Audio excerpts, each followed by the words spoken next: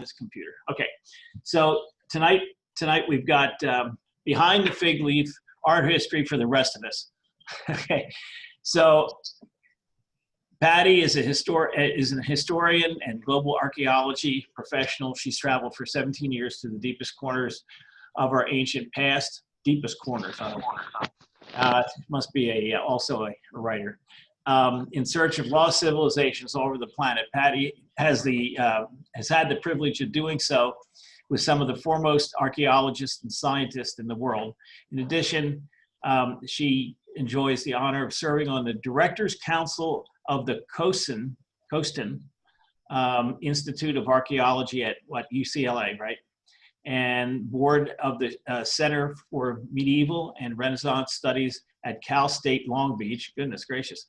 And as a 2020 Commodore, I love this one, of the Alamitos Bay Chargers Boat Club in Long Beach. So you're the Commodore.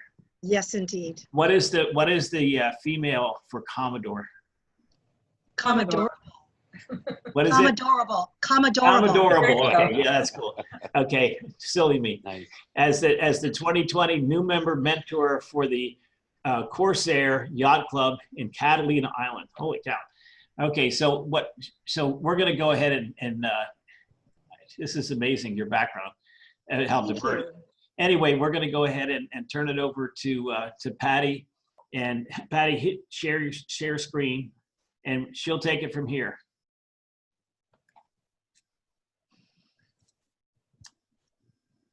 Okay. I'm hitting share screen.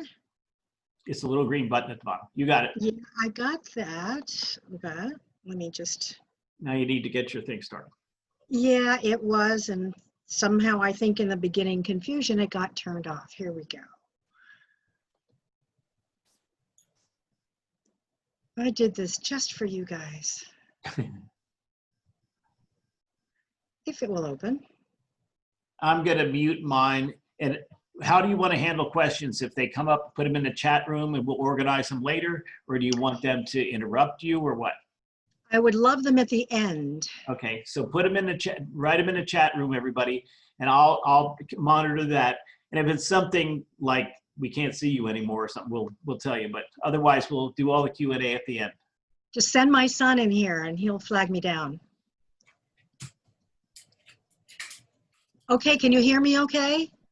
Yes, ma'am. Okay. Hi, everybody. I'm Patty. How are you tonight? Everybody Great. Doing well? Yeah, we had them all mute. Okay. All right. Well, thank you so much for spending your Tuesday evening with me. And thank you for allowing me to appear in front of you without a mask. I really do appreciate that. Frankly, I think we're all kind of tired of that. Okay. Basically, we're going to jump right in. And, oh, here's somebody that wants to come in. Are you seeing? I'll get him. Yeah, I'll get him. Got it. Okay, I'll just ignore them. Okay. Basically, art history is one of those topics that as you go through life, you start wishing that when you were in college, you took a class like this. Because you go to museums and you're not quite sure how to look at things. But art history and art in general has always had kind of a highfalutin air about it. And so my intention here is to look at art through the lens of its stories rather than being an art critic. Our intention tonight is not to critique the art. We've had over 1,000 years of art critics that do that much better than I do. So this is not a critique session. This is a learning session. I hope you're open to learning. Okay, so the first thing we're going to do is we're going to do a little time travel. And what that means is we are going to go back as far as the ancient Greeks and Romans, because in order to understand Renaissance art history and Western art history, we have to go back that far. We're going to go through the medieval period, then which is the Dark Ages. We're going to go through the Renaissance period of art. Then we're going to go through the Mannerist period, which is a period that many of you may or may not be familiar with. And then we're going to wind up with the Baroque. Now, all of this is going to happen in the next 40 or so minutes. and which means we are going to fly through this at lightning speed. But by the end, you will be able to tell the difference between all of these different kinds of art and understand the period a little bit better. So that's my goal. And at the end, let me know if you're still not clear on something. Okay. So now, what I want to do, like I said before, is take a look through the lens of the stories, which I'm hoping will make it real easy for you. And if you're not real convinced about how easy this is going to be, I'm going to start you off with a little teaser. And this is a guy by the name of Raphael. Now, many of you may have heard his name, Raphael. You probably know that he's an artist from sometime back in history, but that might be all you know. So I'm going to show you one of his most famous pieces of work and cherished pieces of work. And we're going to start with this. Okay, there we are. Okay, this is called his School of Athens. Now, when Raphael, first of all, this is a fresco. And let me tell you what a fresco is. You've heard that term, fresco? A fresco, all a fresco is painting on wet plaster. So they just throw wet plaster up on a wall, they paint on it, and when the plaster dries, the paint dries in the plaster, and boom, you have a fresco. That's all it is. So this is a fresco. Raphael created this in 1509, and in 1509, he was absolutely wild about the ancient Greeks and the ancient Romans. Now, the ancient Greeks and the ancient Romans were anywhere from 1,000 to 1,500 years before his lifetime. So this is 1509, and he was absolutely taken by them. Everybody in 1509 was taken by the Greek and the Roman empires, and you're going to find out why in a couple of minutes. But right now, what you're looking at is his painting to the ancient Roman philosophers and scientists and mathematicians that he was absolutely inspired by.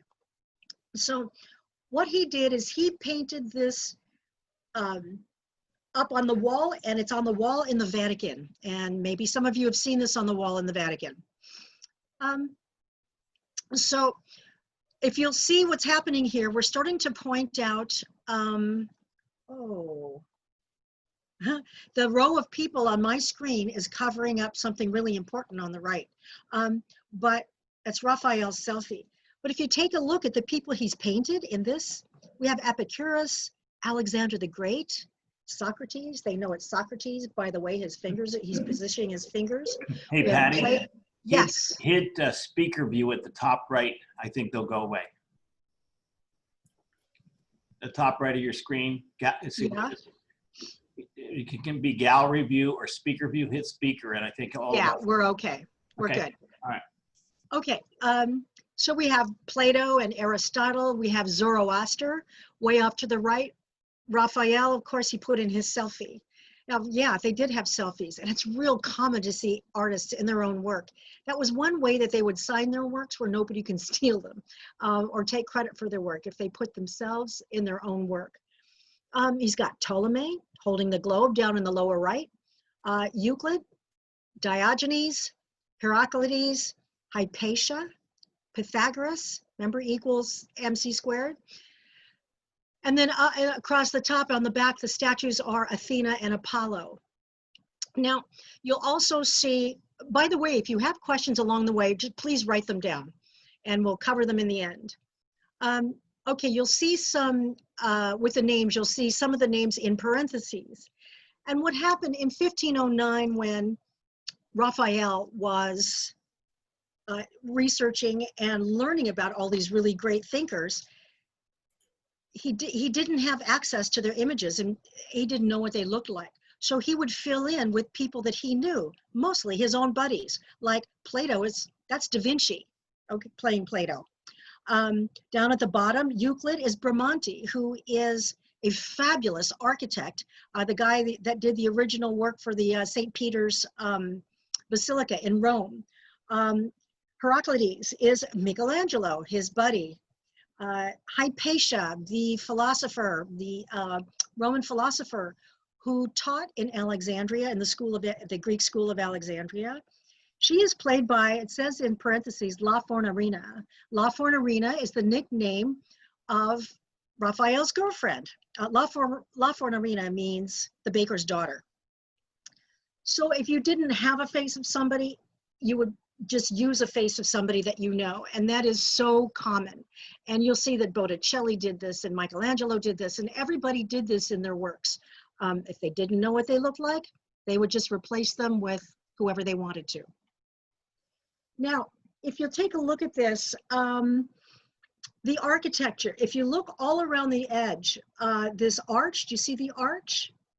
This arch is Greek architecture. This pattern is the ancient Greek symbol of eternal life. But then behind that, the room behind that is Roman. This is all Roman architecture back there. He sort of mixed the Greeks and the Romans together in one big picture. And then he painted this on the wall of the Vatican. Now, when I first learned about this painting, I thought it was going to be in a frame, you know, up on the wall, like the Mona Lisa. This is 25.5 feet wide. And if you were to stand in front of it, it's about, I think it's about 18 or 19 feet tall. So you'd cover at least a third of the height of this. So this is one very large painting, nearly life-sized. But you ask, gee, why did the Vatican put a painting of all of these philosophers? Why would they allow this on the wall of the Vatican? Because after all, these were thinkers, these were philosophers, and none of them espoused the philosophy, a religious philosophy, at least in the sense that we think about religion. And the reason why was because Raphael was so beloved. He was the most beloved artist in Western history. And anything that he put up there, if the Vatican said, oh, we don't want that, we want to erase it, they would have gotten huge pushback from the community. And even to this day, it's there and it is absolutely loved. Okay, so what you know now is you know a little bit about the artist, you know a little bit about this painting, who's in it, who some of the people are, a little bit about the background, the scenery that you're looking at. You now know more than 99% of the people that go into the Vatican take the tour and walk in and look at this. Oh, you now know more than most people about this picture. So that's the idea, is just to kind of give you some of the stories of these paintings, because they're very easy to understand if they're parsed. And okay, so this is what we're going to do today. All right, so now in order to take you through, to get to understand what a Renaissance was, and Raphael was clearly a high Renaissance painter, I will need to take you back in history just a little bit. So this is my 1960s Renaissance, or time tunnel. Did anybody ever see that in the 60s? Okay, so we're going to go back to the ancient Greek and Roman Empire, and I'm going to breeze through this in about a minute. Basically, what they did is, if you think about the Greek and the Roman Empire as being a 1,000-year period between 500 BCE and 476 CE, during this 1,000-year period, people lived just like us. There was science, there was history, literature. The literacy rate was really high. They had philosophy, arts, music, free thinking. This is kind of like the way that we think we are, right? But suddenly 476 comes, and what happens? The Roman Empire, which has been protecting Western Europe for the last 500 years, falls. And they fall to the Ottoman Empire. They fall to the church. Suddenly, the walls go up. Roman Empire falls, the walls go up, because people live in small towns and villages all over Europe. The Roman Empire is no longer protecting them. So up go the walls. They need to seclude themselves and make their little towns and villages safer and harder to access. This was all over Western Europe. But if you look at the next period that comes up, which is another 1,000-year period between 476, the fall of the Roman Empire, and 1400, this is the medieval period. And everything that we knew in the previous, guess what? It went to sleep. Western Europe was suddenly ruled by the church, by the crown, or by whatever bully overtook your little town, or some combination of each. There was little to no communication. Literacy was illegal. There's no science, no history, no literature. Art and music was allowed, but art and music had to tell the stories of, they had to tell religious stories. Now, if we go back to 476, as the Roman Empire was falling, what a lot of the intellectuals did is they took documents and books and art and valuable pieces of knowledge, and they buried them and they hid them in monasteries all over Western Europe, in Spain, in Germany, and Austria, and France, all over the hills. They were hid in monasteries all over Western Europe. And I know we're flying through this, so please write down your questions. So when the medieval period came, and a lot of these towns were raided, at least some knowledge was saved and hidden in the hills. So let's take a little closer look at the medieval period and what art looked like then. Okay, we have art of the Middle Ages. It's flat, it's non-dimensional. By non-dimensional, it's kind of, well, if you look at everything, is kind of frontal. Heavy, prominent halos. You see these golden halos, very heavy and prominent? Because the church is ruling this. Sorry, how do I go backwards? Uh-oh. Okay. Well. Right click and hit previous slide. Well, I'll just do it. Sorry. I'm using something that isn't PowerPoint. It was in my laptop.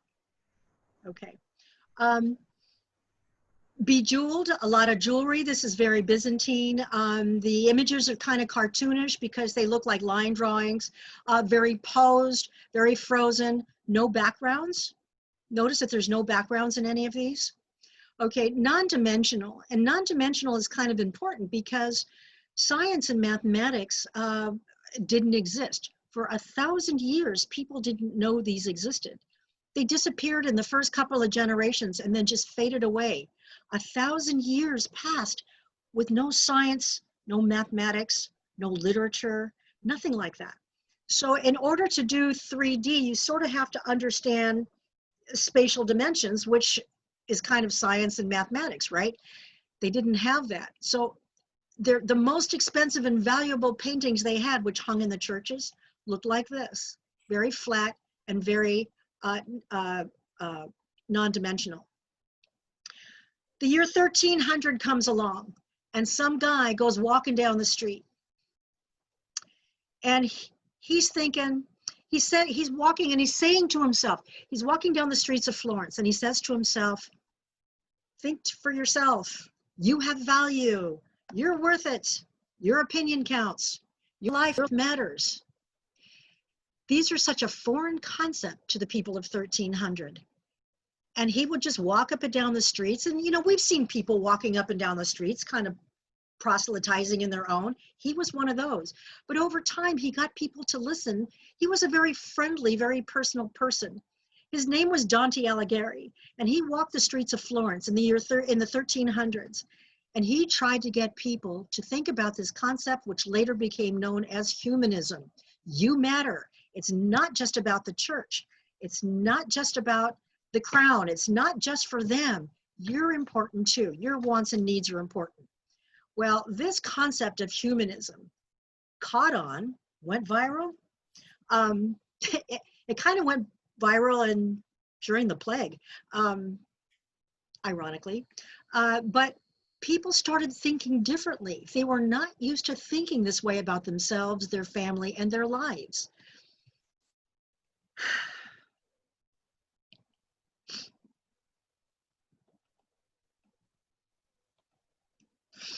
So this concept of humanism triggered, set off a lot of triggers. And one of them triggered a wealthy banking family who was really addicted to history. And they were so wealthy that they were some of the ones that were the first to see some of this literature that was being dug up, and literature that was being found in some of the monasteries that had been buried for 1,000 years. And they started learning names like Plato and Aristotle, and started learning these concepts of free thinking and humanism. And they were so taken by it. They were captivated by the art they were seeing. This was art. This was art of real people, not just religious stories. This was art that was amazing. I mean, there was a lot of, like, the Greeks had nude art. They've never seen the human body before, barely, a little bit. And the family was known as the Medici. The Medici was a wealthy banking family in Florence, and they're the ones that, because of their absolute passion for this ancient literature, ancient philosophy, and ancient art, they threw money into finding artists that could duplicate this ancient art, that could make art like that instead of this flat Byzantine looking art. And they did. They found guys like, well, take a look at these. What we're going to see is what the art of the Renaissance looks like in different. So now 100 years has passed since Dante was walking the streets of Florence. And now what you're seeing is you're seeing guys like Filippo Lippi and Giovanni Bellini, and they're creating things that use the rules of creating art and paintings that were rules from 1,000 years before. And one of these rules is depth and dimension, obviously. Perhaps pagan themes, non-religious pagan themes, realistic subjects, contrapposto, which we'll talk about in a second, symmetrical, pyramidic in construction, in composition. The pyramid was real common in Renaissance paintings. De-emphasized halos. See this little halo? This is Filippo Lippi's Madonna and Child. You see this little halo? You think that was the voice of the church? No, the voice of the church wanted the heavy golden halos. This is the voice of the people. The people, this concept of humanism and this concept of realism was penetrating, and these artists were depicting it. And a lot of what you're starting to see now, backgrounds that are more realistic. These particular scenes that I chose here are realistic themes, but as we move forward, you're going to start seeing less and less realistic themes. There's nudity during the Renaissance because, again, they were copying what was happening 1,000 years before in the Greek and Renaissance times. Okay, what we have here is we have 3 Davids. Let's look at the first one. The first one is a bronze David made by a guy hired by the Medici named Donatello. And even though he was also a Ninja Turtle, he was really an artist first. Donatello created his version of David and Goliath. And what you're looking at here is you're looking at a bronze statue. This was the first freestanding nude bronze statue created in 1,000 years. And Donatello was lauded for this. He was cherished for this. And if you see what he's done is this is his interpretation of David and Goliath.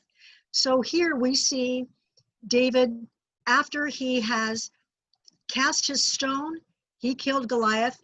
And just to catch you up a little bit, since we're talking about David, the story was this big giant ogre Goliath was menacing this town, and this young boy, a teenage boy, with all the bravado he could muster, said, you know what, I'm going to save my town and I'm going to make my mother proud. So he went and he took a stone and in his sling and he flung it at Goliath and he knocked him down and he stole Goliath's sword and chopped off his head. So Donatello, this is his visual interpretation of that story. So you see David standing with the head of Goliath at his feet and the sword of victory in his hands. This was absolutely unseen in Western Europe at this point in history. Now, this is the 1300s. Okay, 100 years later, we're going to go over to this third one. Can you guys see my cursor on the screen? Is that a yes? Yes. Okay, Yeah. so we're going to go to the third statue here, the third sculpture.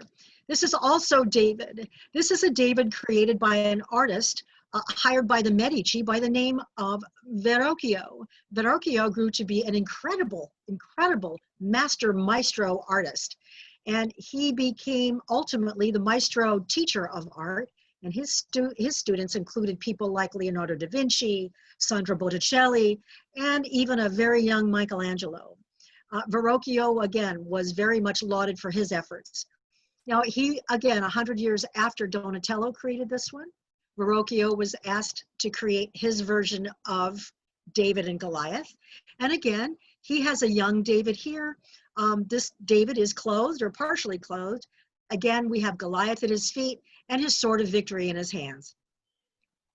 A kind of a similar interpretation made of bronze. Well, about 60 years later, Michelangelo was given a piece of stone. And they said, hey, Michelangelo, we want you to create a stone David to put real high up on our church here in Florence. And Michelangelo took a look at this piece of stone and he thought, how on earth am I going to create something that's different than those other two Davids that are so loved in this city and so loved in the community and so loved in Italy and Western Europe? He went back, Michelangelo went back to the story of David and he read it and reread it and reread it. And what he came away with was that the story of David, the most poignant moment in the story was not the moment of victory like these other two artists have depicted. From Michelangelo's perspective, he felt that the most poignant moment in the story of David and Goliath was that very last second before David cast the stone.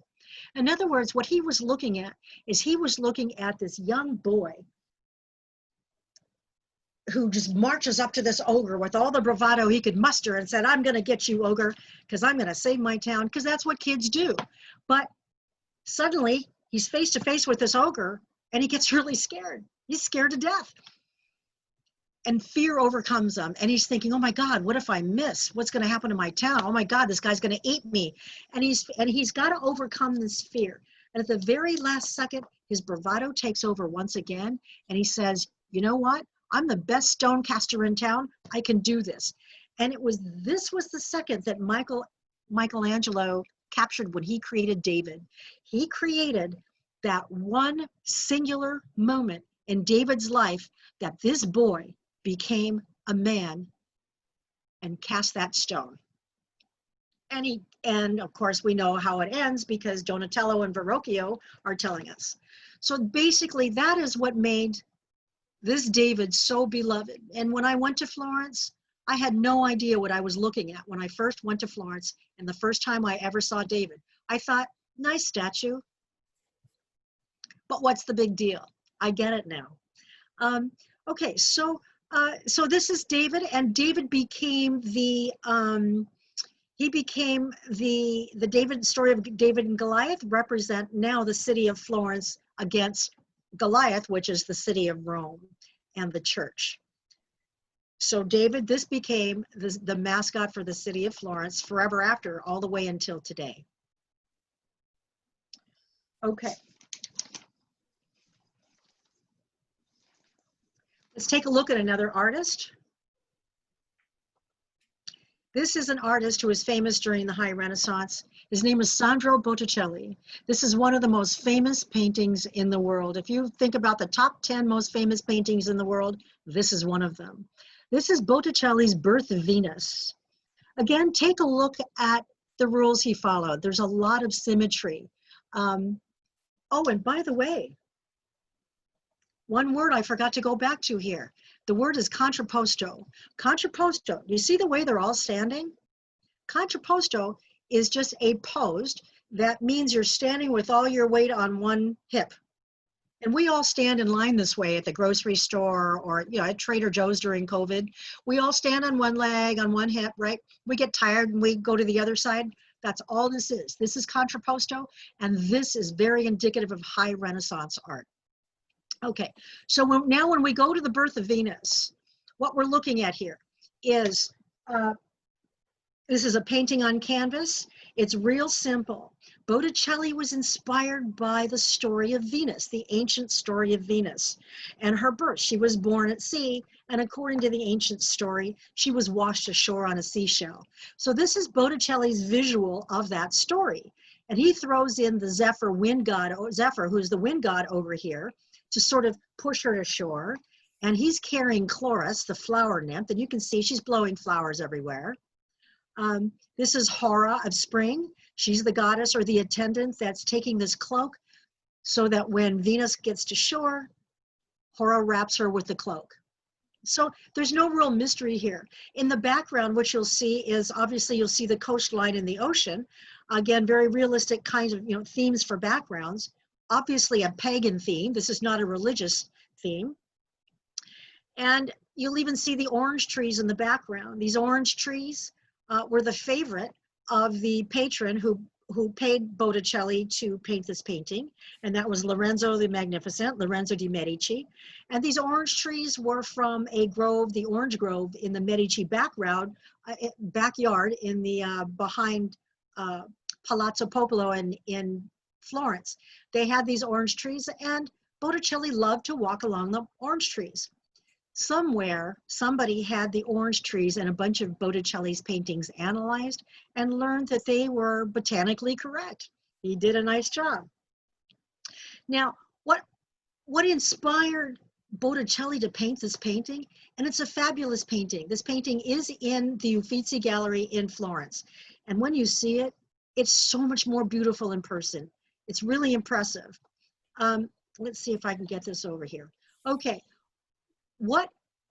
When Botticelli read the story, the ancient story of the birth of Venus, he also saw images. He saw this statue, which had been dug up, and this is an ancient Roman version of Venus. Take a look.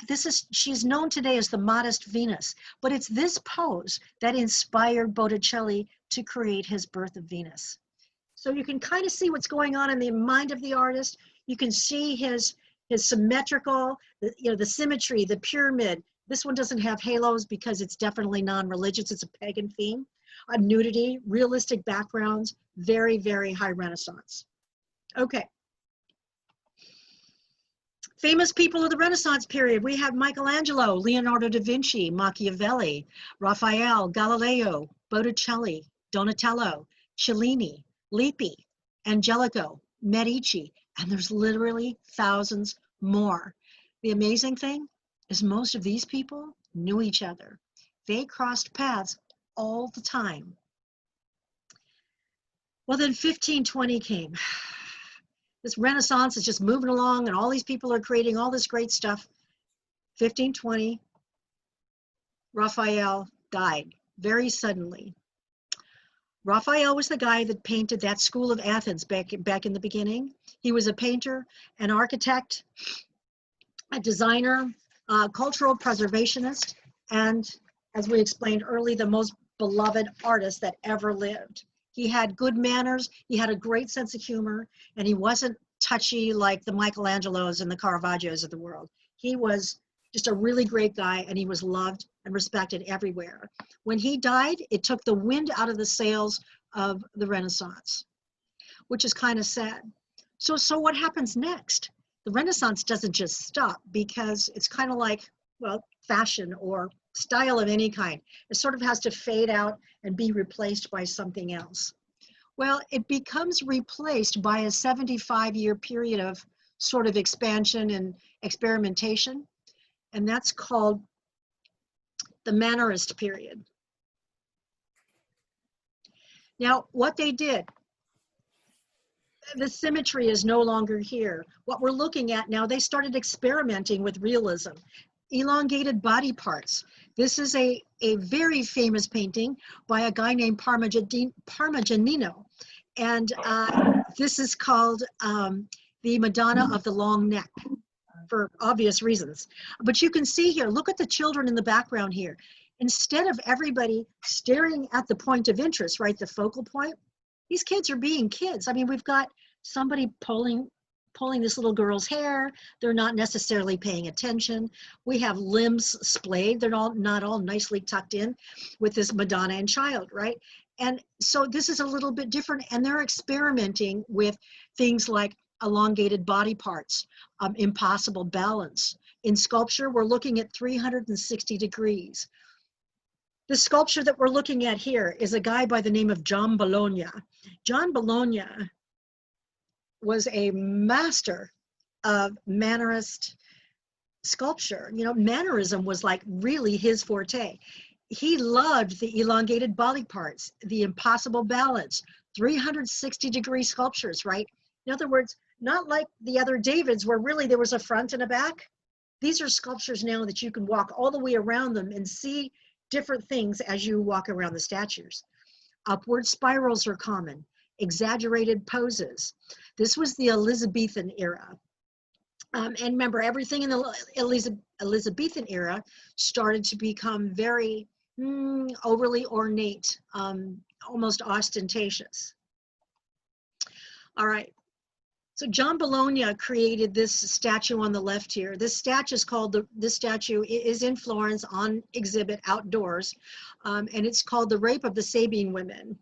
The Sabine, Sabina, however you want to say the word, is an ancient Roman story of the Roman Empire. The Roman soldiers, they were all men. They didn't have enough women in the city. And there was a city down the road, or down the hill, called Sabine. And they had lots of virgins. So they made up a situation to get all these virgin women to come to Rome. And on signal, they captured the women and made them their wives. This is called the rape or abduction of the Sabine women. This is one that has the elongated body parts, impossible balance, right? 360-degree sculpture, you can see it from all sides. Upward spirals, exaggerated poses. The bronze that you see next to it, again, John Bologna works in bronze and marble. This was really tough to create. But you might also be familiar with this, right? This is the medical industry uses this, Mercury holding a caduceus. Again, elongated body parts, impossible balance. He's standing on a puff of wind. 360-degree sculptures, upward spirals, exaggerated poses. This is Mannerism at its very height. But it didn't stop here. Artists were experimenting away from the conservativeness of the Renaissance, the symmetry of the Renaissance, the pyramidic, right? All of the rules of the Renaissance painting, these guys were reaching out and doing all kinds of different things.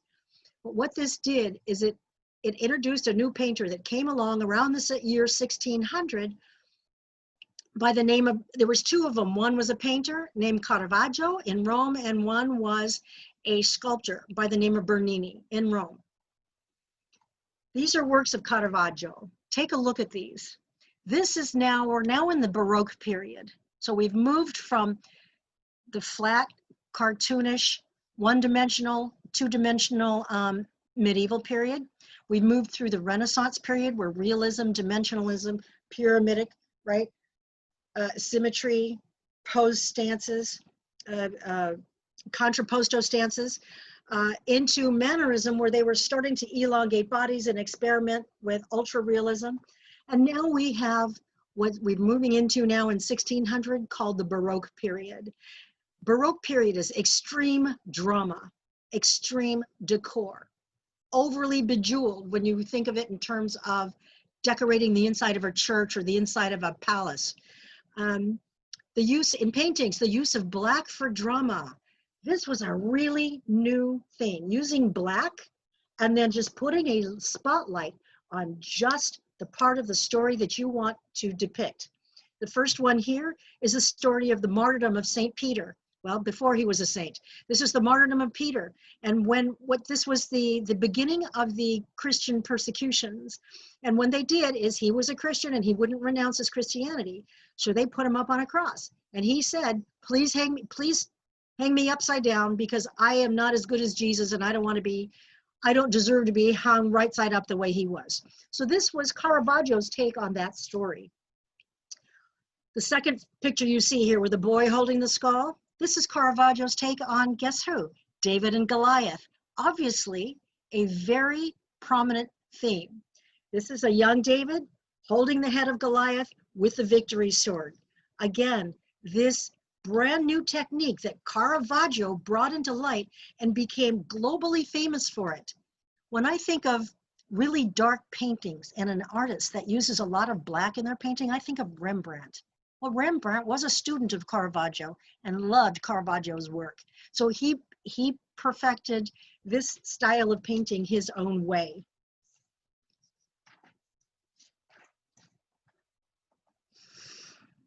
Okay, here's a guy by the name of Bernini. Bernini is somebody that I fell in love with.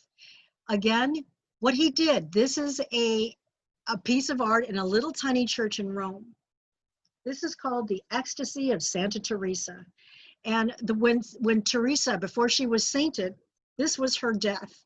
And now Bernini was given a story to read and then to create his visual image. And Bernini was the master of finding that poignant, most dramatic, not necessarily the most poignant, but certainly the most dramatic moment in any story. But this is the story that he read, and I'd like to share this with you. This came from Teresa's journals before she died. In quotes, "In this vision, it pleased the Lord that I should see it thus. He was not tall, but short, marvelously beautiful, with a face which shone as though he were on the highest of the angels, who seemed to be all of fire. They must be those whom we call seraphim. I saw in his hands a long golden spear, and at the point of the iron there seemed to be a little fire." Now bear in mind, she's describing a dream she had, and she wrote it down. "I saw in his hands a long golden spear, and at the point of the spear there seemed to be a little fire. This I thought that he thrust several times into my heart, that it penetrated my entrails. When he drew out the spear, he seemed to be drawing them with it, leaving me all on fire with a wondrous love for God. The pain was so great that it caused me to utter several moans. And yet, so exceedingly sweet is this greatest of pains that it is impossible to desire to be rid of it, or for the soul to be content with less than God." Well, what does that sound like to you? I think she had an erotic dream.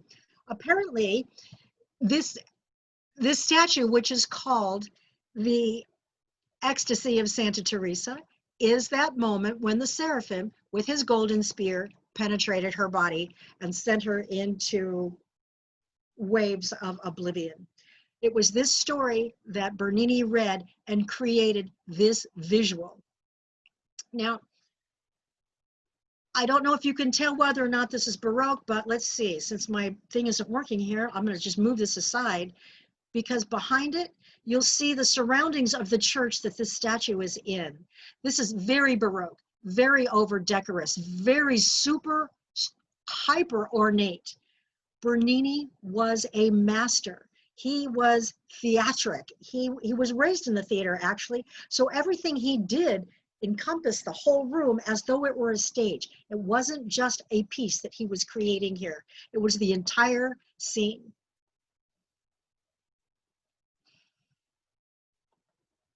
Another piece by Bernini is called Apollo and Daphne. And this, again, Bernini took the epitome of the story of Apollo and Daphne.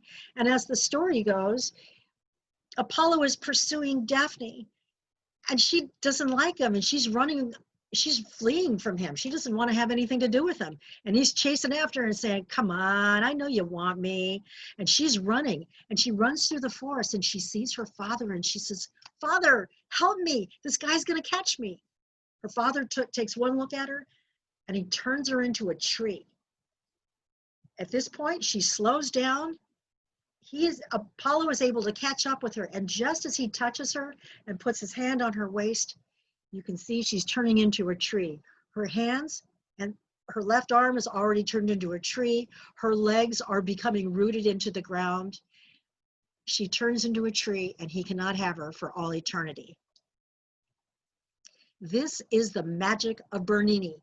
He captures the most dramatic moment in a story. He's an amazing, amazing artist. This is the Baroque period. Remember we talked about super ornate? Take a look at the inside of this church. And we've all seen churches like this whole Baroque where every single square inch is either painted or carved, sculpted, or something. And every single inch is ornate with something. This is the Baroque period, and it ran through to fashion as well. Okay, so if we take a look now at the four styles, we're looking at the medieval period, right? Flat and non-dimensional, frontal, heavily prominent halos, cartoonish, frozen, and no backgrounds, right? Very traditional medieval paintings. As we move ahead 100 years into the Renaissance, we have depth and dimension, potentially non-religious and religious topics, realistic subjects, that contrapposto, standing on one hip stance, symmetrical and pyramidic, de-emphasized halos if it's a religious topic, nudity and realistic backgrounds. We have mannerism. Mannerism is elongated body parts, impossible balance, 360-degree sculptures where you could walk all the way around them. This upward spiral thing was real common during the Mannerist period. Exaggerated poses. And of course, there's the Baroque, extreme drama, extreme decor, overly bejeweled, the use of black in paintings for drama, high emotional impact, and nearly photographic if it was a painting. So that takes you through basically, gosh, 1,500 years, well, actually a little over 1,000 years of art. But these are the four main periods that stand out from back in these different points in history. So what the Renaissance was, the Renaissance was the awakening. It was the awakening after 1,000 years in what was known as the Dark Ages. This Byzantine period, the medieval times, when people were closed down, the Renaissance was the awakening. The Mannerism was the awakening, and basically the duplication of what was there 1,000 years ago. Mannerism was the experimentation, and then of course Baroque was just guns ablaze. Let's just do everything we want and throw everything at the wall. So that is it. This is your history, your art history in 45, 50 minutes. I'm not sure how long we took. Thank you. That's amazing. Did you learn anything? Yeah. Yes, indeed. Thank you. Hey, I can you, as co-host, can you click on chat down there and see all the chat instead of me going through it? Okay, let's see. I'm trying to figure out how to Go down the bottom. Go down the bottom. Okay. Oh. It wants me to hold on. All right, here is Zoom. Okay. Now I have a small screen with a bunch of pictures in it. And Can you go down to is there a control panel at the bottom? I'm going to stop sharing here. Okay, there we go. Control panel, yes. Okay, go to chat. Chat. Oh my goodness. We have lots of questions. Okay. Well, some of them were comments. Okay. More than questions. So if you want to just start at the top, people, including me, were making comments as you were talking. Okay, we have Jody. That was the time period in which he lived, not his birth and death date. Which was the he? Jody? Okay, she was responding to me because I was saying your slide showed that Raphael lived for 120 years according to the slide, 1400 to 1520. Oh, that was the time period of the Renaissance. Only 120 years. Yes. Wow. Okay. So slide up to the top on your chat. Okay. You got it. So the first Gotcha. question is, how many people had to paint the fresco before it dried? Did they draw it out before they painted it? On the fresco were the figures life size. On Raphael's fresco were all the people portrayed living at the same time. Part of that I think you answered while you were talking. Yes. Okay, really great questions, and I love the frescoes. Okay, so how many people had to paint the fresco before, you're talking about that specific fresco? Well, yeah, I mean, in other words, that's 20 something feet wide. Yes. Like, you know, I mean, it had to be a Yes. whole bunch of people painting it.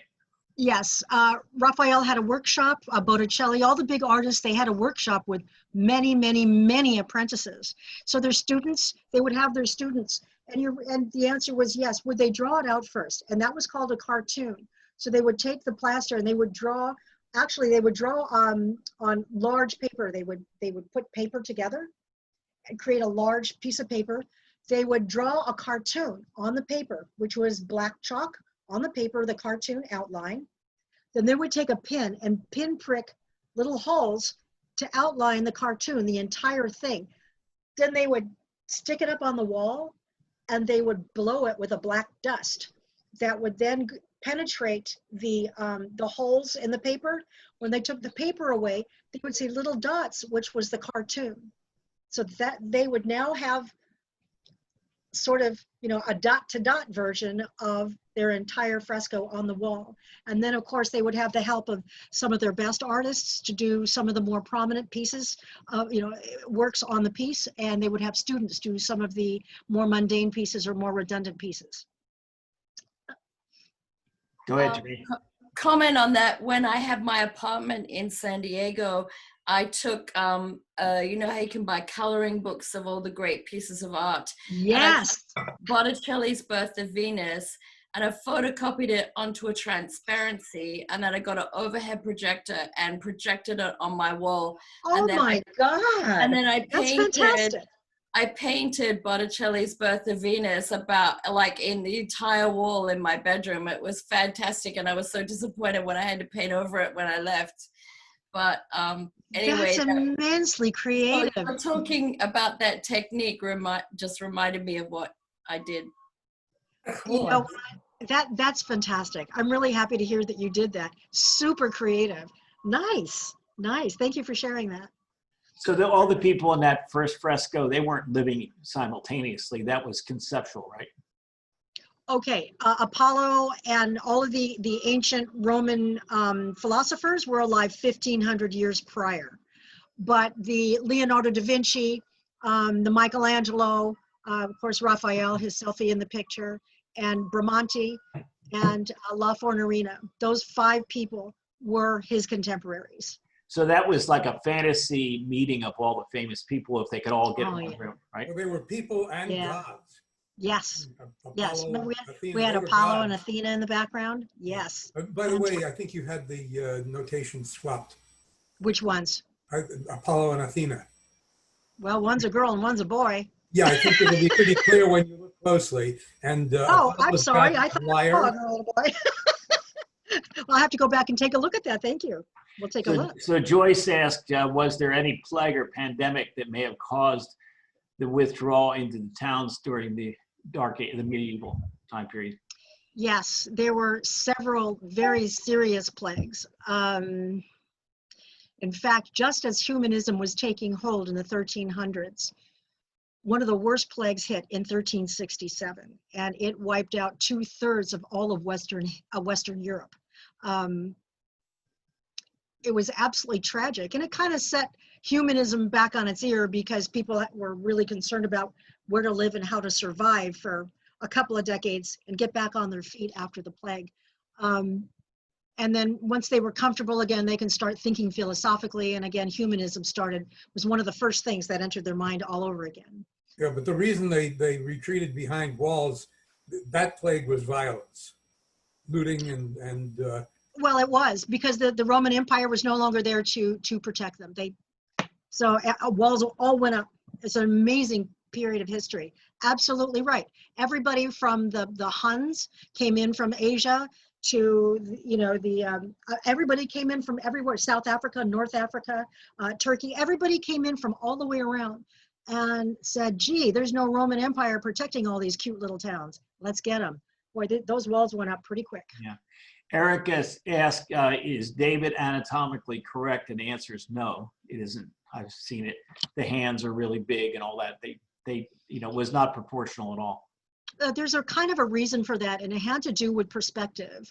That statue, and Donatello created a statue like this as well, with whose hands were oversized. But the statue of David was intended to go up the very top, really high, like a couple of hundred feet off the ground. It was supposed to go on top of the Santa Maria del Fiore in the most beautiful dome in Florence, in Europe, arguably. And so David was meant to be seen from the bottom looking up. If you look at David from the bottom looking up, suddenly his hands, everything looks in proportion. If you look at him face on, he wasn't intended to be face on. But when Michelangelo finished this sculpture, the city of Florence fell so much in love with it that they said, you're not putting it up on that church where it's going to become some, unknown religious symbol. We want it down here where we can relish this every day. So it ended up down at the ground level. So that's why you're going to see a couple of statues by these artists. They were meant to go up high and be seen from a different angle. Hey, Bob, why don't you tell everybody your comment here? It was pretty good. About there are 3 copies of the Michelangelo Yes, David there are. in Florence. The original is in the Accademia Museum. There is a full-size one, and full-size is larger than life. 17 feet tall. Yeah, much larger. In front of the Piazza dei Popoli. And there's a third one across the river on a wonderful overlook of the Arno and the Ponte Vecchio in the Piazza di Michelangelo. Yes. And as I said, there's a 4th one, and it's because I was involved in making it, and it's at Caesar's Palace. Yes, it is. Actually, that one is digitally correct. And there's also one in the Victoria and Albert Museum in England. Again, that's also a duplicate. All the other Davids in the world don't even look like David to me. So that when the Perlman brothers owned Caesar's Palace, I worked for them in the 1980s, and I was in charge of that project to recreate it. Oh, wow. Okay, and we went to the same. We tried to get a block of marble that was from the same quarry. Okay, we got a bunch of artisans obviously to work on it, but like you said, it's 17 feet tall. Okay, and the hardest part wasn't making it. The hardest part was for me to try to get it over to Las Vegas in one piece. It was really hard. Came over by ship, and then it came to New York, and then I had to ship it very carefully. And it was sort of like my job was on the line. If you break this handle off this thing, So anyway, if you take a look at the rotunda that we built for that, which is in the middle of the shopping arcade at Caesars, the statue of David is still there without a fig leaf. Without a fig leaf, that's right. And yes. There used to be a place in Buena Park, California called Movieland Wax Museum. And they had also an accurate copy of it. Wow. And then when Movieland Wax Museum closed in Buena Park, the guy I was dating bought it. So I actually know it's in someone's yard in Beverly Hills. God. Wow. Yeah, how if it's in wax, how is it still exist? No. It was outside the Movieland Wax Museum in the courtyard. They had copies of like The Thinker by Rodin and so forth. And they had a copy of that. And then when they closed down Movieland Wax Museum, my boyfriend went in there and bought it. So it's actually in a private home. He has his own personal exact copy. Hard to measure up to that body, though. Three of the best stories. So there you go. It's a bit of trivia for you. Len, if the statue had not made it in one piece, you could have built it as the David de Milo. What's that, a partial one? Well, like the Venus de Milo, no arms. Yeah. Oh, I see what you mean. Where's your boyfriend with the replica? Is that in Vegas? No, Beverly Hills. Oh, no She's kidding. lost track of him now at this point. I read about one in Beverly Hills. I didn't know that was the story behind it. That's great. Thank you so much. Yeah, but it's not made out of the same piece of marble. Yeah, and he dresses it up every holiday. So at Christmas he gets a Santa hat and stuff like that. So. Let's see. Bob says the musical Seven Brides for Seven Brothers was based on that story about the Sabines. Oh, the rape of the Sabine women? Yeah. That's interesting. I haven't seen the movie. You know the musical? It's fun. I'm familiar with it, but I haven't seen it. Yeah, it's kind of contemporized. I mean, it's not, it's loosely based on, you know. It is no way Roman. It's Right. Western. 7 brothers who are pioneer Right. wood choppers, Right. and Western they decide that they need brides, and they go into town and catch them some, and they do it just before winter sets in. So it's well worth. It's fun. It's well worth borrowing from the library if you've got a Interesting. VHS player. Jody says that you have a great presentation. Thank you very much. Well, thank you, Jody. I appreciate it. She's seen, what did you say? Jody says, I've seen this statue multiple times. I had no idea the story behind it. Okay, and what I said was, I wonder how they created these things out of stone, I guess marble and granite and stuff, okay, without breaking off a finger, etc. And They still, did all the time. and it's still hitting the stone with a chisel, if you think about that way that works, you know. And I said, you know, they didn't have epoxy to fix it. If it broke, they had just to start over again, you know. And these They things did, or take a it long would end time. up being a little bit different than what they intended to. But yeah, stone broke off all the time, which was kind of interesting. Most of them, the male organ is not integral to the major block of stone. Some of them Well, were removed. They've weren't they? actually been removed, yeah, during, it was at Pope, let's see, Pope, one of the popes, it's in my Rome book. Some of the fig leaves were put on after. They did. In nudity, you know, the Vatican started cracking down, and they basically said that nudity was no longer acceptable, and they hired sculptors and painters to either paint or sculpt fig leaves over the statues and paintings. Another 100-year passes, and guess what? Nudity's in fashion again, because people now want to see the original work of the artists. So could you imagine the people or the person that was assigned to go into the basement of the Vatican and pull out the big box full of body parts and that were not documented really well, and figure out which one went on which Yeah, statue? That's actually true. crazy. Yeah. Wow. This is just an off-the-wall comment that I made. There's a place in Switzerland called Bernini, I guess, and I've been there.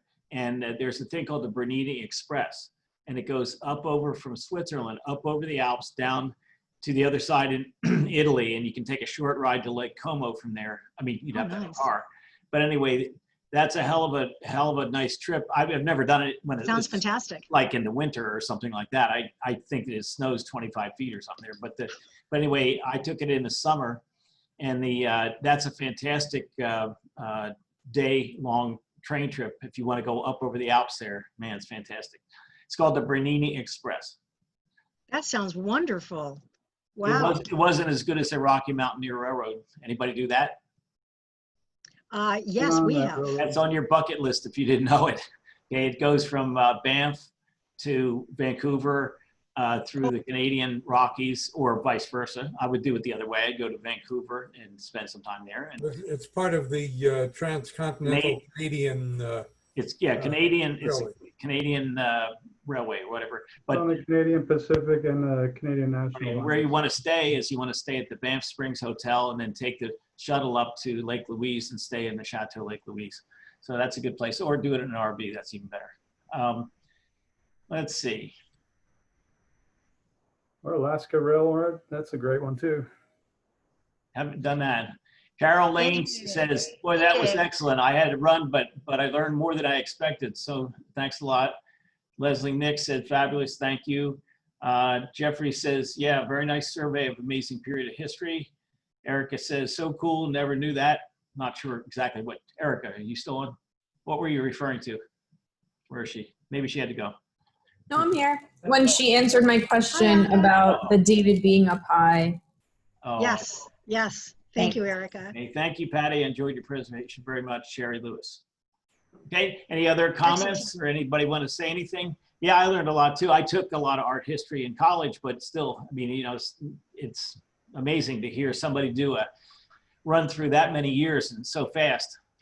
You know? Yeah, you know, I just wanted to add that I'm a flight attendant, and one of the things I did some years back when I was flying more international was I realized my art education was deficient. So I got Jansen's art history and I worked my way through it. And then I just went to all the countries and all the museums. Excellent. And Yeah. so I went to the major art galleries of the world and saw and then I would go back and I would study a bit more and go back and everything. And you know, the one place I didn't go to because plans changed was Florence. And so now you have reminded me that I Oh, really you got to go there. That's all. That's a crime. You've reminded me that I really need to go to Florence.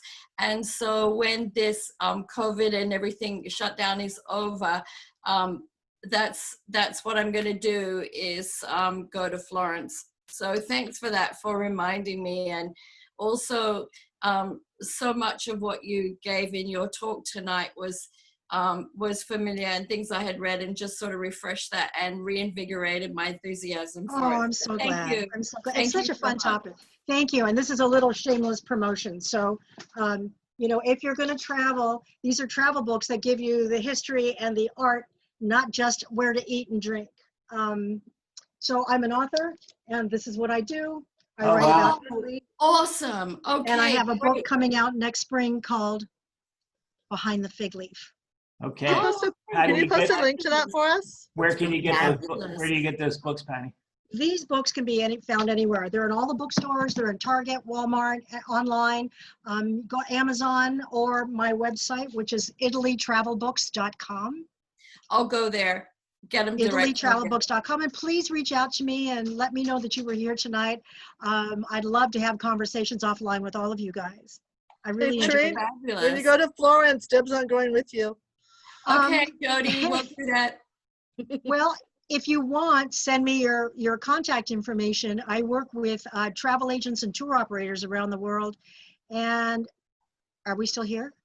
Yeah, Yeah. I was. Oh, okay. I was just showing. But they I put together they just put together the travel with the author trips. So they're booking going to Italy, and I get to go and show everybody around, which is really kind of fun. So if you guys are Excellent. interested in attending those, I would love it if you guys attended those with us. That would be amazing. Thank you Oh my so God, much. we have so much, but there is wine involved, just so you know. So, so I'm before, allergic. before we say goodbye to Patty, can you see the schedule that I put up here? Can you see? Only through August 4th. Can you scroll down? There's no more under that Oh, yet. okay. I know who we're adding, but I haven't gone. So next week we have The Year of Laughing Dangerously by Brandy Hoffman. Okay, so that's this lady quit her job and decided to try to be a stand-up comedian. Oh, And, interesting. Actually, I it did. was- Wow. It was a crazy, I crazy got- year for. I Go ahead. got laid off. You what? I got laid off. Oh I didn't- yeah. Right. Brandy? Got laid off and and so necessity as the mother of invention, huh? And okay, the one after that, August the 4th, we just added. This is Mensa who lives in Minneapolis. We're actually flying her in. Cookie's flying her in. She's going to stay at Cookie's house. She's wheelchair bound, okay, and she's going to do one called "I'm Not Afraid of You: How I Stopped the Looting That Followed the Killing of George Floyd from My Wheelchair." Okay, what she did was she placed herself physically in front of the back door of the Costco there. Anyway, the looters beat the crap out of her and so forth. I mean, it was actually on the national news and everything. We thought that she volunteered as a Mensa to do a thing for us, so we're going to do that. Wow. Barry Zalma is going to do Arson for Terrorism and Profit.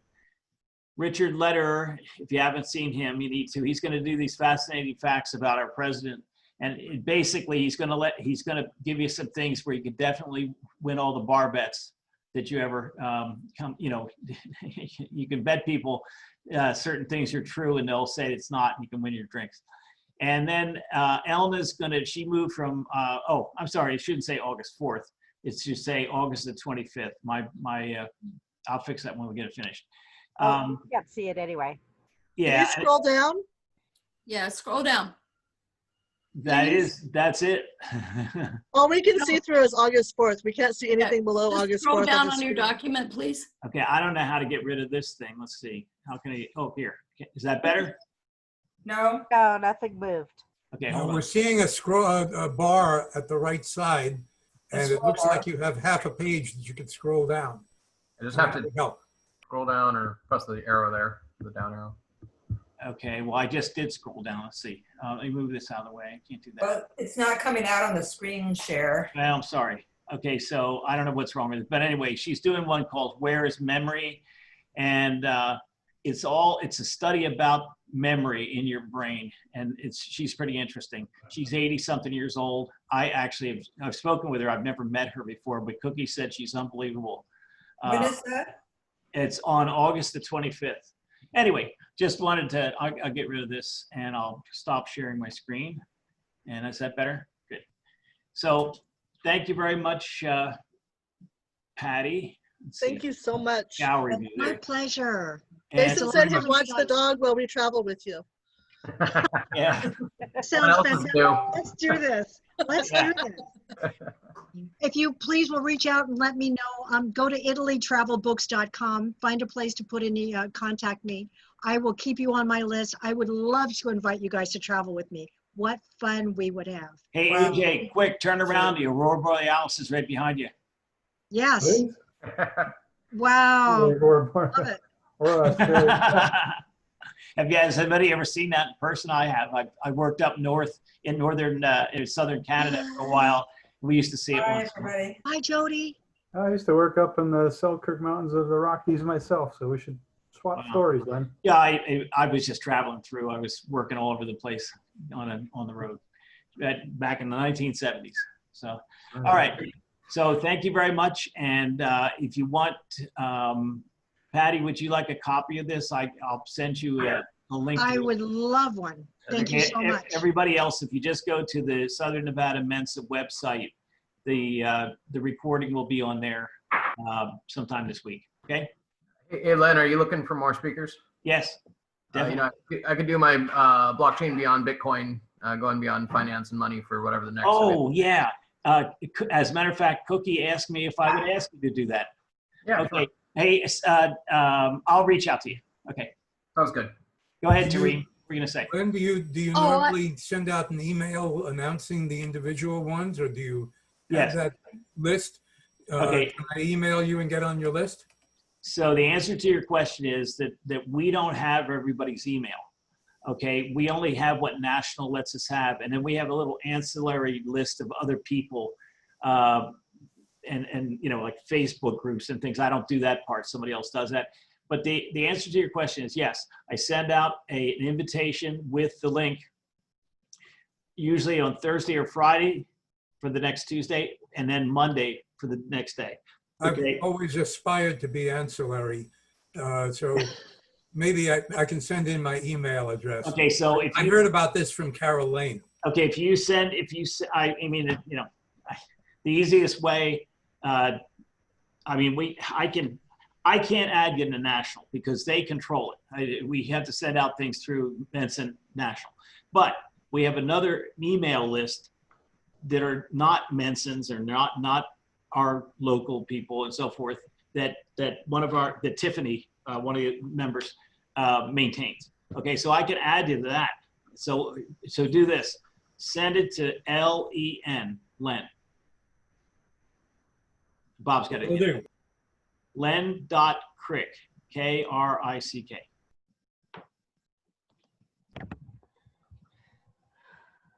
Len. Bob's getting organized. I've got len.krick At sunbeltnetwork.com, SUNBELT network.com. And I'll be happy to add you on the list. Hey, Len, you're at Sunbelt? Well, I'm retired, but yeah, I love council. I'm still licensed and everything. Why? Yeah, he's a Sunbelter.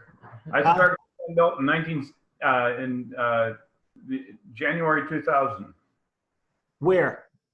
with Ron Hoddes. Oh, no kidding. Yeah, Ron was a good friend of mine. Of course, he left and went to team, to whatever. But Now, yeah, Ron's a good friend of mine. Yeah, we started. I started in 2000 also. So I retired a couple of years ago. All I do is coach now and do national webinars. So I'm still playing. I'm still selling. okay. All right, everybody. We'll see you next time. Thank Thanks. you very much. Bye-bye. Right. Thank you, everybody. Thanks, Patty. It was awesome. I hope to hear from you. And if you can write it down, my email address is pcivalleri@gmail. Too easy. Got it. I'd love to hear from you guys. Let's Bye-bye. travel together.